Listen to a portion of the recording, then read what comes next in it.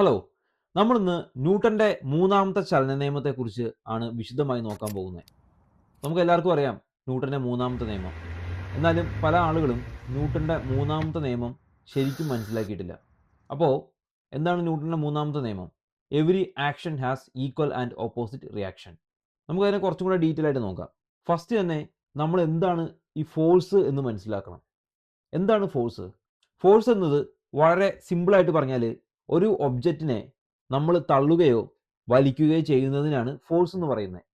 അപ്പോൾ ഈ ഫോഴ്സ് കാരണം ആ ഒബ്ജക്റ്റ് ഒന്നല്ലെങ്കിൽ മൂവ് ചെയ്യും, അല്ലെങ്കിൽ മൂവ് ചെയ്തുകൊണ്ടിരിക്കുന്ന ഒബ്ജക്റ്റ് വേണമെങ്കിൽ നിൽക്കാം, അല്ലെങ്കിൽ അതിൻ്റെ സ്പീഡ് കൂടാം, അല്ലെങ്കിൽ അതിൻ്റെ ഡയറക്ഷൻ മാറിപ്പോവാം, അല്ലെങ്കിൽ അതിൻ്റെ ഷേപ്പ് മാറ്റാൻ പറ്റും.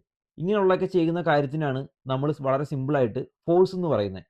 ഇനി ഒരു ഫോഴ്സ് ഉണ്ടാക്കാൻ വേണ്ടിയിട്ട് എത്ര ഒബ്ജക്റ്റ് വേണം? അതായത് മിനിമം 2 ഒബ്ജക്റ്റ് ഉണ്ടെങ്കിലാണ് ഒരു ഫോഴ്സ് ഉണ്ടാക്കാൻ പറ്റുള്ളൂ. നിങ്ങൾക്ക് ഏതെങ്കിലും ഒരു ഒബ്ജക്റ്റ് മാത്രം വെച്ചിട്ട് ഒരു ഫോഴ്സ് ഉണ്ടാക്കാൻ പറ്റുമോ? നിങ്ങളൊന്ന് ആലോചിച്ച് നോക്കിയേ. നിങ്ങൾക്ക് ഒരിക്കലും പറ്റില്ല. ഇപ്പോൾ ഉദാഹരണത്തിന് നമ്മൾ ഒരു ഡോർ തുറക്കണം. അപ്പോൾ ഞാൻ എൻ്റെ കൈ കൊണ്ട് ഒരു ഡോർ ഇങ്ങനെ തുറക്കുവാണ്. അപ്പോൾ എൻ്റെ കൈയാണ് ഒരു ഒബ്ജക്റ്റ്. ആ ഡോറാണ് രണ്ടാമത്തെ ഒബ്ജക്റ്റ്. അപ്പോൾ 2 ഒബ്ജക്റ്റായി. ഇനി നമ്മളൊരു മേശ തുറക്കണു, വലിക്കണു, അതിങ്ങനെ അടയ്ക്കണു. അപ്പോൾ നമ്മൾ വീണ്ടും നമ്മുടെ കൈ ഒരു ഒബ്ജക്റ്റ്, മേശയുടെ ആ ഇത് രണ്ടാമത്തെ ഒബ്ജക്റ്റ്. ഒരു ഫുട്ബോൾ നമ്മൾ തട്ടിത്തെറിപ്പിക്കണം കാലും കൊണ്ട്. അപ്പോൾ നമ്മുടെ കാലൊരു ഒബ്ജക്റ്റ്, ഫുട്ബോൾ രണ്ടാമത്തെ ഒബ്ജക്റ്റ്. അങ്ങനെ നിങ്ങൾ നോക്കിക്കഴിഞ്ഞാൽ നമുക്കൊരു ഫോഴ്സ് ഉണ്ടാക്കണമെങ്കിൽ മിനിമം 2 ഒബ്ജക്റ്റ് വേണം. ഒരു ഒബ്ജക്റ്റ് മാത്രം വെച്ചിട്ട് ഒരു ഫോഴ്സ് ഉണ്ടാക്കാൻ പറ്റില്ല. ഇപ്പോൾ ഞാൻ എൻ്റെ കൈ ഇങ്ങനെ കാണിക്കുവാണ്. അപ്പോൾ നിങ്ങൾക്ക് തോന്നും ഇവിടെ കൈ മാത്രമല്ലേ ഉള്ളൂ, അപ്പോൾ ഒരു ഒബ്ജക്റ്റേ ഉള്ളൂ, ഫോഴ്സ് ഉണ്ടായില്ലേ എന്ന്. നമ്മൾ ഡീറ്റെയിൽ ആയിട്ട് നോക്കിക്കഴിഞ്ഞാൽ ഈ കൈ ഞാൻ ഇങ്ങനെ കാണിക്കുന്ന സമയത്ത് ഈ കൈ എങ്ങനെയാണ് ഇങ്ങനെ കാണിക്കുന്നത്? ഇവിടെ എയർ ഉണ്ട് അല്ലേ? ഇപ്പോൾ ഞാൻ എൻ്റെ കൈ എയറിൽ ഇടിക്കുകയാണ് ചെയ്യണേ. ഈ എയർ എൻ്റെ കയ്യിൽ ഇടിക്കുന്നുണ്ട്. വീണ്ടും അവിടെ 2 ഒബ്ജക്റ്റ് ഉണ്ട്. ഒബ്ജക്റ്റ് 1 എൻ്റെ കൈ, ഒബ്ജക്റ്റ് 2 ഈ എയർ. അപ്പോൾ ഒരു ഫോഴ്സ് ഉണ്ടാക്കണമെങ്കിൽ മിനിമം 2 ഒബ്ജക്റ്റ് വേണം. അങ്ങനെയാണെങ്കിൽ മാത്രമാണ് ഒരു ഫോഴ്സ് ഉണ്ടാക്കാൻ പറ്റുള്ളൂ. ഇതാണ് ഇതിൻ്റെ ഒരു ബേസിക് ആയിട്ട് സംഭവം. ഞാനിത് ഡീറ്റെയിൽ ആയിട്ട് പറയാൻ കാരണം നിങ്ങൾ എപ്പോഴൊക്കെ ഫോഴ്സ് എന്ന് കേൾക്കണോ അപ്പോൾ മനസ്സിൽ വിചാരിക്കണം മിനിമം അവിടെ 2 ഒബ്ജക്റ്റ് ഉണ്ടെന്ന്. കാരണം അങ്ങനെയാണെങ്കിൽ മാത്രമാണ് നമുക്ക് ന്യൂട്ടന്റെ മൂന്നാമത്തെ നിയമം വളരെ കൃത്യമായിട്ട് മനസ്സിലാക്കാൻ പറ്റുള്ളൂ. നമുക്ക് ന്യൂട്ടന്റെ മൂന്നാമത്തെ നിയമം അറിയാം. Every action has equal and opposite reaction. അപ്പോൾ എന്താണ് ആക്ഷൻ? എന്താണ് റിയാക്ഷൻ? അപ്പോൾ നമുക്ക് ഇതിനെ കുറച്ചും കൂടെ ഒന്ന് ഡിഫൈൻ ചെയ്യാം. അത് കുറച്ചും കൂടെ മനസ്സിലാക്കാൻ കുറച്ചും കൂടെ ഒന്ന് പ്രിസൈസ് ആയിട്ട് എഴുതാം. Every action force has equal and opposite reaction force. അതായത് ഒരു ആക്ഷൻ ഫോഴ്സിന് ഈക്വലും ഓപ്പോസിറ്റുമായിട്ട് ഒരു റിയാക്ഷൻ ഫോഴ്സ് ഉണ്ട്. അതാണ് ന്യൂട്ടന്റെ മൂന്നാമത്തെ നിയമം. ഇവിടെ നമ്മൾ മനസ്സിലാക്കേണ്ട കാര്യം ഈ ആക്ഷനും റിയാക്ഷനും ഒരു ഒബ്ജക്റ്റിലല്ല നടക്കുന്നത്. അതായത് ഇപ്പോൾ ഞാൻ ഈ ഭിത്തിയിൽ ഇങ്ങനെ തള്ളുവാണ്. ഓക്കെ, ഇപ്പോൾ എൻ്റെ കൈ ആണ് ഒബ്ജക്റ്റ് 1, ഈ ഭിത്തിയാണ് ഒബ്ജക്റ്റ് 2. ഞാൻ ഈ ഭിത്തിയിൽ തള്ളണ സമയത്ത് ഞാൻ അങ്ങോട്ടൊരു ഫോഴ്സ് കൊടുക്കുകയാണ്. ഞാൻ എൻ്റെ കൈ എന്ത് ഫോഴ്സാണോ ഭിത്തിയിൽ കൊടുക്കുന്നത് അതേ ഫോഴ്സ് തന്നെ ഈ ഭിത്തി എൻ്റെ കയ്യിലേക്കും തരുവാണ്. അപ്പോൾ ഞാൻ അങ്ങോട്ട് കൊടുക്കുന്ന ഫോഴ്സാണ് ആക്ഷൻ. ഈ ഭിത്തി എനിക്ക് തിരിച്ച് ഈ കൈയിലേക്ക് തന്നെ ഫോഴ്സാണ് റിയാക്ഷൻ ഫോഴ്സ്. ഞാൻ ഭിത്തിയിലേക്ക് കൊടുക്കുന്ന ഫോഴ്സ് എന്താണോ ആ സെയിം ഫോഴ്സ് തന്നെയാണ് ഭിത്തി എനിക്കും തന്നത്. പക്ഷേ ഇത് രണ്ടും ഓപ്പോസിറ്റ് ഡയറക്ഷനിലാണെന്നുള്ളൂ. നമ്മൾ മനസ്സിലാക്കേണ്ട കാര്യം വീണ്ടും ഈ ആക്ഷനും റിയാക്ഷനും നടക്കുന്നത് 2 ഒബ്ജക്റ്റിലാണ്. എൻ്റെ കൈ ഒരു ഒബ്ജക്റ്റ്, ഈ ഭിത്തി രണ്ടാമത്തെ ഒബ്ജക്റ്റ്. ഇവിടെ നിങ്ങൾ ശ്രദ്ധിച്ചാൽ ഞാൻ ഈ ഭിത്തിനെ എൻ്റെ കൈ കൊണ്ട് പുഷ് ചെയ്യുകയാണ്. ഈ ഭിത്തി എന്ത് ചെയ്യണു? ഈ ഭിത്തി എൻ്റെ കയ്യിലേക്ക് തിരിച്ച് പുഷ് ചെയ്യുകയാണ്. ഞാൻ ഭിത്തിയിലേക്ക് പുഷ് ചെയ്യണതാണ് ആക്ഷൻ. ഭിത്തി തിരിച്ച് എന്നെ പുഷ് ചെയ്യുന്നതാണ് റിയാക്ഷൻ. ഇവിടെ 2 ഫോഴ്സ് ഉണ്ടല്ലോ. അത് ഞാൻ ഭിത്തിനെ പുഷ് ചെയ്യണ ഒരു ഫോഴ്സ്, ഭിത്തി എന്നെ പുഷ് ചെയ്യണ ഫോഴ്സ്. ഇത് രണ്ടും 2 ഒബ്ജക്റ്റിലാണ് ആക്ട് ചെയ്യണേ. ഒന്ന് എൻ്റെ കയ്യിലും ഒന്ന് ഭിത്തിയിലും. സെയിം ഒബ്ജക്റ്റിലല്ല ആക്ട് ചെയ്യുന്നത്. ഫസ്റ്റ് ഫോഴ്സ് ഭിത്തിയിലിടിച്ചു, സെക്കൻഡ് ഫോഴ്സ് എൻ്റെ കയ്യിലിടിച്ചു. ആക്ഷനും റിയാക്ഷനും സെയിം ഒബ്ജക്റ്റിലല്ല ആക്ട് ചെയ്യുന്നത്. ഫസ്റ്റ് ഒബ്ജക്റ്റ് സെക്കൻഡ് ഒബ്ജക്റ്റിൽ കൊടുക്കുന്ന ഫോഴ്സ് എന്താണോ ആ same force second object first ഒബ്ജക്റ്റിലേക്ക് തിരിച്ചു കൊടുക്കും. അതുകൊണ്ട് തന്നെ ഈ ഫോഴ്സ് തമ്മിൽ ക്യാൻസൽ ആവില്ല. നമുക്ക് കുറച്ച് ഉദാഹരണങ്ങൾ നോക്കാം. അതായത് ന്യൂട്ടന്റെ മൂന്നാമത്തെ നിയമം നമുക്ക് പച്ചവെള്ളം പോലെ മനസ്സിലാക്കാം. ഇനി ഒരിക്കലും ഒരു സംശയം ഉണ്ടാവരുത്. എൻ്റെ കയ്യിൽ ഒരു ബോട്ടിലുണ്ട്. അപ്പോൾ ഞാൻ എക്സ്പെരിമെൻറ്റ് ചെയ്യാൻ എടുത്തേക്കുന്ന കുറച്ചും കൂടെ കട്ടിയുള്ള ബോട്ടിലാണ്. കാരണം ഇത് പെട്ടെന്ന് പ്ലാസ്റ്റിക് ആയിട്ട് ഉരുകി പോകാൻ സാധ്യതയുണ്ട്. അപ്പോൾ ഇതിൻ്റെ അകത്ത് ഞാൻ കുറച്ച് സ്പ്രേ അടിച്ചിട്ട് കത്തിക്കുകയാണ് ചെയ്തത്. അപ്പോൾ അങ്ങനെ ചെയ്യുമ്പോൾ സംഭവിക്കുന്നത് എന്താണെന്ന് വെച്ചാൽ ഈ ബോട്ടിൽ ഫ്രണ്ടിലോട്ട് മൂവ് ചെയ്യും. അപ്പോൾ എങ്ങനെയാണ് ഈ ബോട്ടിൽ ഫ്രണ്ടിലോട്ട് മൂവ് ചെയ്യുന്നത്? ന്യൂട്ടൻ്റെ മൂന്നാമത്തെ നിയമം. അപ്പോൾ എന്താ ശരിക്കും സംഭവിക്കുന്നത്? കാരണം ഇതിൻ്റെ അകത്ത് എയർ ഉണ്ട്. അപ്പോൾ ഈ എയർ നമ്മൾ ഫയർ ചെയ്യുമ്പോഴേക്കും ഇതിനകത്ത് നമ്മൾ സ്പ്രേ അടിച്ചു. അപ്പോൾ സ്പ്രേയിൽ ആൽക്കഹോൾ ഉണ്ട്. അപ്പോൾ കത്ത് പിടിക്കും. അപ്പോൾ കത്ത് പിടിക്കുമ്പോഴേക്കും ഇതിൻ്റെ അകത്ത് എയർ ഉണ്ട്. ഈ എയർ എന്ത് സംഭവിക്കും? എയർ എന്ന് പറഞ്ഞാൽ നമ്മുടെ വായു. അപ്പോൾ എയർ മോളിക്യൂൾസ് ഉണ്ട്. എയർ മോളിക്യൂൾസ് ഇതിൻ്റെ അടുത്ത് മനസ്സമാധാനമായിട്ടിരിക്കുകയാണ്. അപ്പോഴാണ് നമ്മളെ കൊണ്ട് തീയിട്ടെ. അപ്പോൾ സംഭവിക്കുന്നത് എന്താണെന്ന് പറഞ്ഞു കഴിഞ്ഞാൽ ഈ എയർ മോളിക്യൂൾസ് ചൂടാവും. ചൂടാവുമ്പോൾ എയർ മോളിക്യൂൾസിൻ്റെ കൈനറ്റിക് എനർജി കൂടും. അതുപോലെ തന്നെ ഇതിൻ്റെ അകത്ത് ഭയങ്കര പ്രഷറായിരിക്കും. അപ്പോൾ നമുക്കറിയാം എയർ ഹൈ പ്രഷറിൽ നിന്ന് ലോ പ്രഷറിലേക്ക് പോകും. അപ്പോൾ ഈ ബോട്ടിലിൻ്റെ അകത്ത് പ്രഷർ കൂടി. ഇതിൻ്റെ ചുറ്റുപാടും പ്രഷർ കുറവാണ്.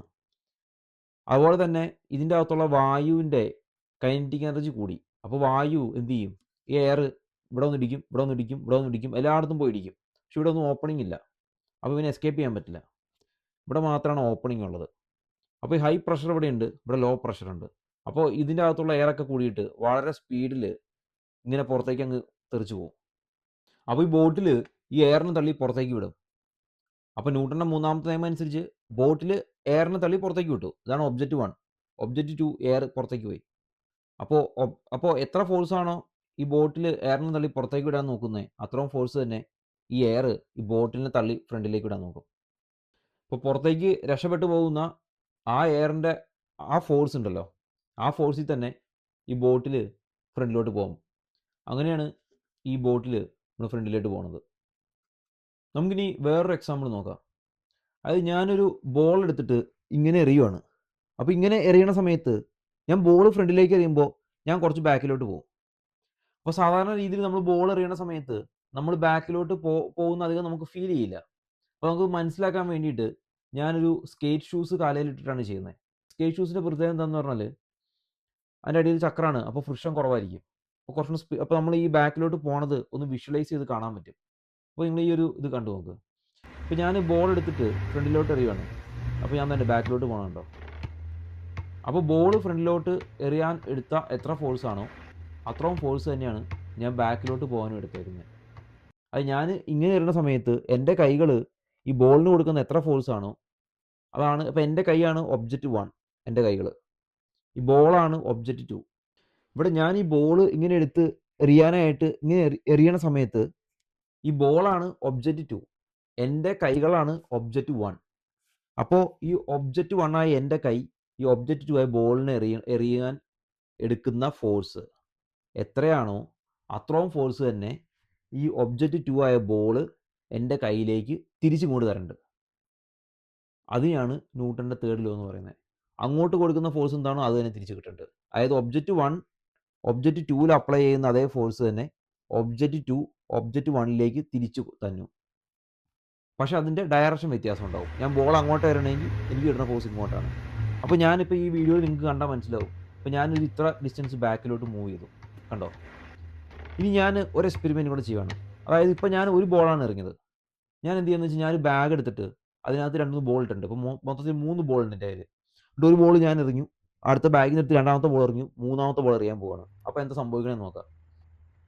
ഞാനിപ്പോൾ ഇവിടെ ആയിട്ടാണ് നിൽക്കുന്നത്. ഞാൻ ഈ സ്പേസിലാണ് നിൽക്കുന്നത്.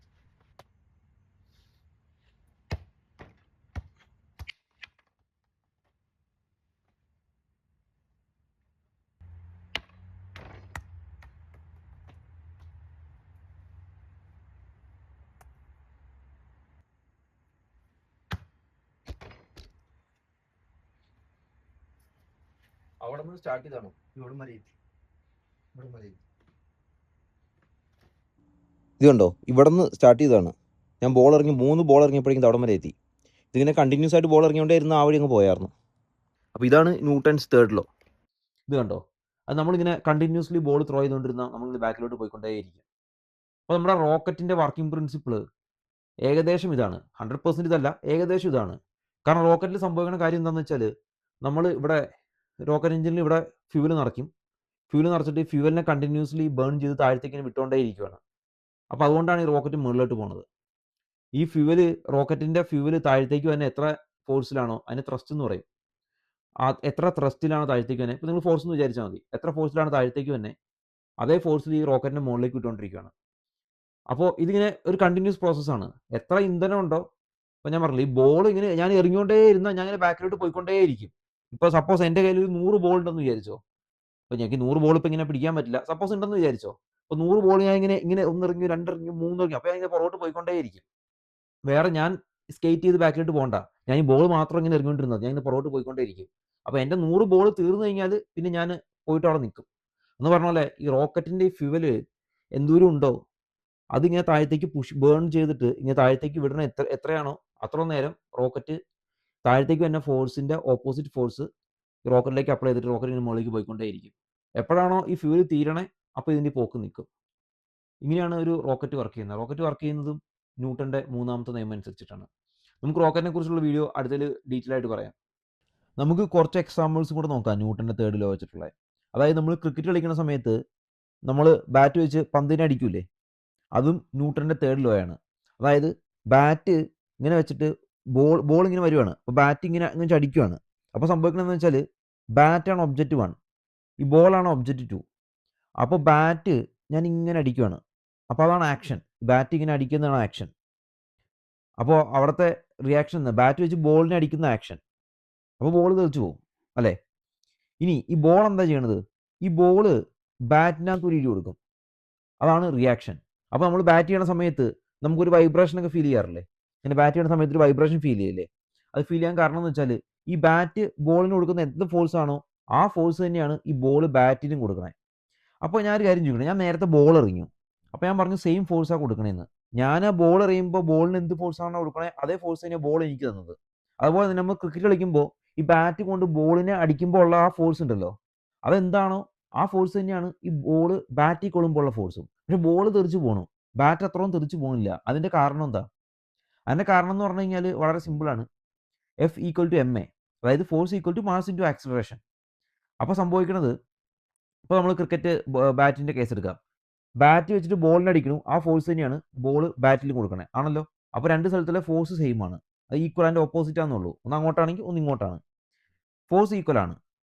ഇനി M A, F equal to M A, ബാറ്റിൻ്റെ മാസ് എന്താണ്?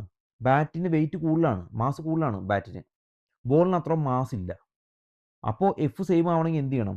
F equal to M A ആണെങ്കിൽ എ എന്നുള്ള ആക്സിലറേഷൻ ആണ്, എ എന്നുള്ളതാണ് ഈ സ്പീഡ് പോണതിൻ്റെ സ്പീഡ്, ബോൾ പോണതിൻ്റെ സ്പീഡ്, ബാറ്റ് പോണതിൻ്റെ സ്പീഡ്. അപ്പോൾ എ എന്നുള്ളത് എഫ് ബൈ എം അല്ലേ. എഫ് സെയിം ആണ്. എം ആണെങ്കിൽ ഇപ്പോൾ വെയിറ്റ് കൂടുതലുള്ള സാധനത്തിൻ്റെ ആക്സിലറേഷൻ കുറവായിരിക്കും. അതുകൊണ്ടാണ് ബാറ്റ് പന്തിനടിക്കുമ്പോൾ പന്ത് തെറിച്ച് പോകണു, ബാറ്റ് ആ വഴി ബാക്കിലോട്ട് തെറിച്ച് പോകാത്തത്. പിന്നെ അത് മാത്രമല്ല, നമ്മൾ കൈ പിടിച്ചിട്ടാണ് ബാറ്റിങ്ങിന് അടിക്കണേ. അപ്പോൾ നമ്മുടെ ഈ കൈയിൻ്റെ ഇവിടെ നിന്നുള്ള ഒരു ഫോഴ്സും കൂടെ അതിനെ ആക്ട് ചെയ്യും. അത് നമുക്ക് ആ ഒരു സാധനം കൂടെ കിട്ടും. അതുപോലെ തന്നെ ബോൾ എറിയുമ്പോഴുള്ള വിഷയം എന്താണെന്ന് വെച്ചാൽ ബോളിന് മാസ് കുറവാണ്, എൻ്റെ അത്രയും മാസ് ഇല്ല ബോളിന്. അപ്പോൾ എനിക്ക് മാസ് കൂടുതലായതുകൊണ്ട് എനിക്ക് വരുന്ന ആക്സിലറേഷൻ കുറവായിരിക്കും, കാരണം എഫ് ബൈ എം. അപ്പോൾ അവിടെ ആക്സിലറേഷൻ കുറവായിരിക്കും, കാരണം എൻ്റെ വെയിറ്റ് വെച്ചിട്ട്. ബോളിൻ്റെ വെയിറ്റ് വെച്ചിട്ട് A equal to F by M, ബോളിന് മാസ് കുറവാണ്, അപ്പോൾ ആക്സിലറേഷൻ കൂടും. ആണ് ബോൾ കുറേ ദൂരം പോണത്, ഞാൻ കുറച്ച് ദൂരം മാത്രം ബാക്കിലോട്ട് പോണത്. നമുക്കൊരു നീന്തലുകാരൻ്റെ എക്സാമ്പിൾ വെച്ചിട്ട് നോക്കാം. അതായത് ഒരാൾ നീന്തുവാണ് ഇങ്ങനെ. ഇപ്പോൾ നമുക്ക് അറിയാമല്ലോ, നീന്തണ സമയത്ത് നമ്മൾ കൈ ഇങ്ങനെ ബാക്കിലോട്ട് അടിക്കും. അപ്പോൾ ഞാനിപ്പോൾ നീന്തുവാണ്, അപ്പോൾ നീന്തുമ്പോൾ കൈ ഇങ്ങനെ ബാക്കിലോട്ട് അടിക്കുവാണ്. അപ്പോൾ ഞാൻ ഇങ്ങനെ ബാക്കിലോട്ട് അടിക്കുന്ന സമയത്ത് ഈ വെള്ളം എൻ്റെ കൈയുടെ ഇങ്ങോട്ട് അടിക്കും. രണ്ടും സെയിം ഫോഴ്സിലാണ് അടിക്കുന്നത്. ഞാൻ ബാക്കിലോട്ട് അടിക്കണ എന്ത് ഫോഴ്സാണോ ആ ഫോഴ്സിൽ ഈ പൂളിലെ വെള്ളം അല്ലെങ്കിൽ നദിയിലെ വെള്ളം എൻ്റെ കയ്യിലോട്ട് അടിക്കും. അപ്പോൾ ഞാൻ ബാക്കിലോട്ട് അടിക്കുമ്പോൾ ഈ വെള്ളം എന്നെ പുഷ് ചെയ്ത് അങ്ങോട്ട് വിടും. അപ്പോൾ ഞാൻ സ്പീഡിൽ ഭയങ്കര ഫോഴ്സിൽ ഇങ്ങനെ ചെയ്ത് കഴിഞ്ഞാൽ ഭയങ്കര ഫോഴ്സിൽ വെള്ളം എന്നെ പുഷ് ചെയ്യും. അപ്പോഴാണ് സ്പീഡ് കൂടുന്നത് നീന്തണതിൻ്റെ. ഇത് സെയിം പരിപാടി തന്നെയാണ് കയാക്ക് ചെയ്യുമ്പോഴും. കയാക്ക് ചെയ്യുന്ന സമയത്ത് നമ്മൾ മറ്റേ തോണി വെച്ചിട്ട് ഇങ്ങനെ ബാക്കിലോട്ട് ഇങ്ങനെ കൊടുക്കുന്ന സമയത്ത് വെള്ളം നമ്മുടെ തോണീനെ ഫ്രണ്ടിലോട്ട് പുഷ് ചെയ്യും. നമ്മൾ ഫ്രണ്ടിലോട്ടാണ് തുഴയണമെങ്കിൽ എന്ത് സംഭവിക്കും? നിങ്ങൾ ആലോചിച്ചേ, ഫ്രണ്ടിലോട്ടാണ് തുഴയണേ. അപ്പോൾ എന്ത് ചെയ്യും? അവിടുത്തെ വെള്ളം നമ്മൾ ബാക്കിലോട്ട് വലിക്കും, നമ്മൾ ബാക്കിലോട്ട് പോകും. ഇവിടെ എല്ലാം ന്യൂട്ടൻ്റെ മൂന്നാമത്തെ നിയമമാണ് യൂസ് ചെയ്യുന്നത്.